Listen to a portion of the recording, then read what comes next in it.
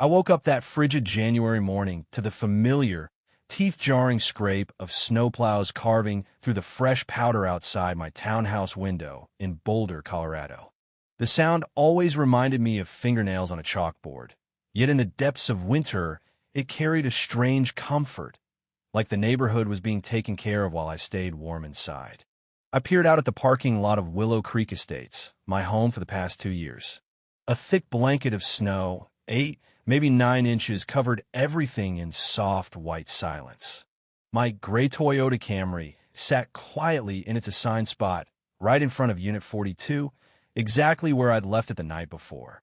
I was David Thompson, a 52-year-old project manager who preferred quiet routines.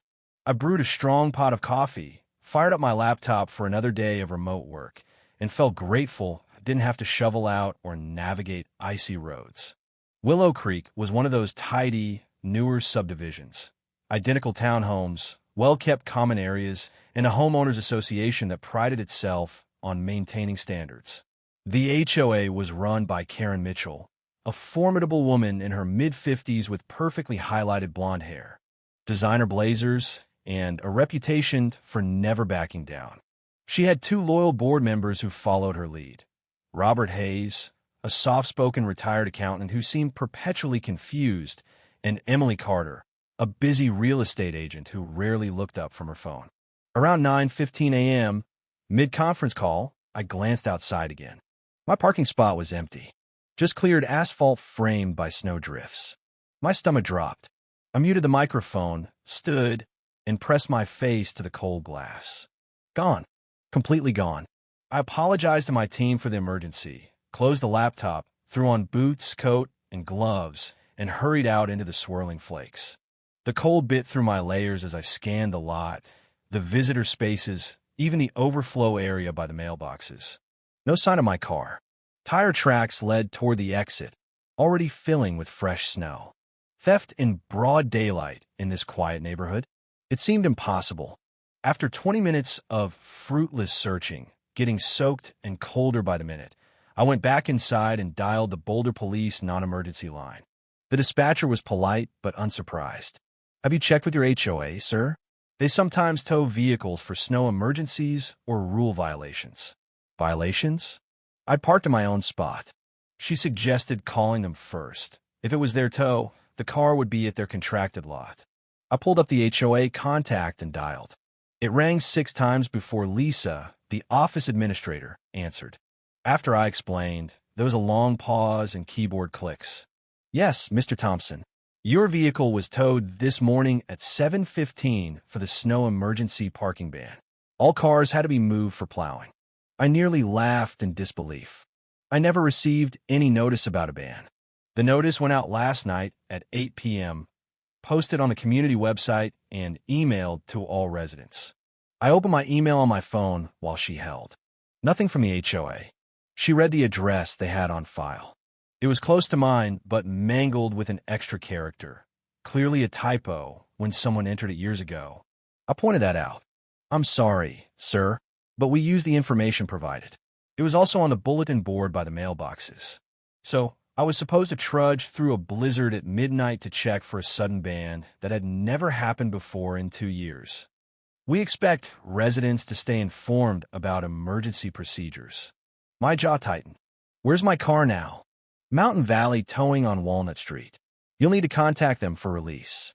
Tow fee, $250. Storage, $85 per day. I hung up, blood pressure spiking. I called the tow yard. A gruff voice confirmed the car was there. Total to retrieve it immediately, $335 plus tax. I had no choice. Work meetings later in the week, errands, life didn't stop. I booked an Uber, $23 one way in the snow, rode to the lot, paid with a credit card that felt like it was bleeding, signed paperwork, and drove home carefully on slick roads. Back in my spot, I noticed the plowing was half-hearted at best. They cleared a path, but nothing that truly required every single car to vanish. This wasn't about safety or maintenance. This was overreach. I changed into dry clothes, sat at my kitchen table, and decided I wasn't paying $358 to be bullied. I would fight back. That afternoon, I researched Colorado HOA statutes.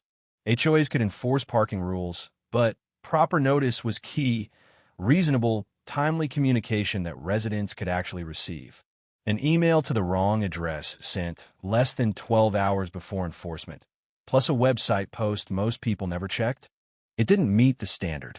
Our own bylaws required reasonable efforts for emergency notifications affecting property use. I photographed my spot, screenshot my inbox, printed the incorrect email record from my move-in paperwork, and gathered statutes. The next morning, I drafted a formal complaint letter.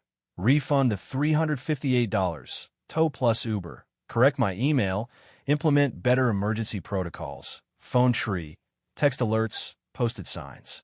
I sent it certified mail with return receipt. A week of silence. I called. They confirmed receipt and said it would be addressed at the board meeting in 3 weeks. I marked my calendar. The meeting was in the small clubhouse near the pool. Folding chairs, long table up front, fluorescent lights buzzing. I arrived 15 minutes early in slacks and a button-down, folder in hand. About 20 residents were scattered around, murmuring. Karen entered precisely on time in a cream pantsuit, gavel ready. Robert and Emily flanked her. Agenda dragged. Mulch bids, chlorine levels, reserve fund projections. Finally, my name. I walked forward, voice steady.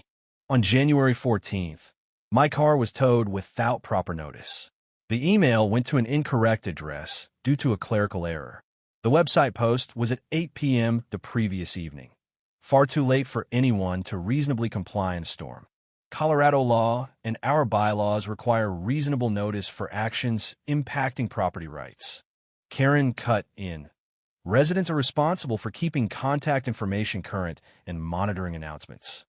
I provided the correct email 2 years ago. The error is yours. Even if correct, 12 hours overnight isn't reasonable, especially when no prior snowstorm triggered a ban here. I handed copies of statutes, bylaws, and my move-in form to each board member. Robert flipped pages thoughtfully. It does appear the email differs, Karen. A clerical mistake doesn't excuse the violation, she snapped. No refund. No apology. I met her gaze. Then I'll file in small claims court. I have the documentation. The room went dead quiet. Karen's face reddened. Are you threatening the board? I'm stating facts. If you won't resolve this fairly, the court will. They took it under advisement. 10 business days for a response. As people filed out, neighbors approached quietly. An older gentleman shook my hand. Good for you. Karen's been running this place like her personal kingdom. A woman in her 40s whispered her car had been towed last winter for being inches over a line. $200 gone, no recourse. 10 days passed. No reply. I filed the small claims paperwork at the Boulder County Courthouse. $75 fee, straightforward forms. Court date set 6 weeks out. The HOA was served. Within a day, Stephen Blake, their attorney, called. Mr. Thompson, my client offers half the fees as goodwill, no admission of fault. Not acceptable. Full refund, Uber costs, email correction, written policy change for 24-hour minimum notice on emergencies, and a public apology letter to residents. He pushed back. HOAs have broad authority. I held firm. We'll let the judge decide. 2 weeks before court, he countered. Full $335 tow/storage, $23 Uber, email fix, new 24-hour policy. I added, the apology letter must be sent to everyone, explain what happened, outline changes, and include reimbursement instructions for others towed that day. After tense back and forth, they agreed. I signed the settlement, filed dismissal, deposited the check. The letter arrived the next week. A sincere, if carefully worded, apology for inadequate notice, policy updates, and contact info for claims. At least 5 neighbors got refunds, including John Ramirez, whose wife's car cost them $320. Word spread. People shared old grievances, arbitrary fines, selective enforcement. In March, a notice appeared on my door, $50 fine for an unapproved spring wreath I'd hung for 3 days. The architectural rule had been added 2 weeks earlier, no proper 15-day notice per bylaws. Retaliation? I took it down to avoid escalation, but attended the next meeting. The clubhouse was packed, 30 residents. Karen read violation list. Lawns too tall, new 3-inch limit, unannounced, trash cans visible. An elderly widow protested, I can't mow every week anymore. Karen, guidelines updated last month. Stay informed. I stood. How many of these are for changes without proper notification? I cited bylaws. John Ramirez moved. Require printed notices for all changes. Rescind invalid fines. Seconded. Robert and Emily voted yes. Karen, outvoted, stormed out. Momentum built. We formed a residents group. In May's election, John, Laura Jenkins, environmental lawyer, William Foster, retired teacher, and I ran against the incumbents. Karen sent attack mailers, accusing us of financial ruin. Residents, tired of the bullying, turned out in force. We swept. Karen placed last. New board. Laura, president. John, vice. Me, secretary. William, architecture chair. James Lee, treasurer. First actions. Audit recent fines. Dozens rescinded. Refunds issued. Multi-channel notifications. Email. Mail. Newsletter. Relaxed rules. 5-inch lawns. Seasonal reads allowed with size limits. In July, Sarah Hughes from the Boulder Daily Camera interviewed me. The front page article detailed HOA overreach patterns, quoted legal experts, and mentioned rising state complaints. It went viral locally. Stephen Blake called unexpectedly. I read the article. I dropped your old board as clients. Their pattern was troubling. If the new board needs advice, discounted rates. Then Representative Elizabeth Ward invited me to testify in Denver. In the Capitol hearing room, I recounted the towing, retaliation, lack of accountability. Others shared horror stories. Liens threatening homes over $50 fines.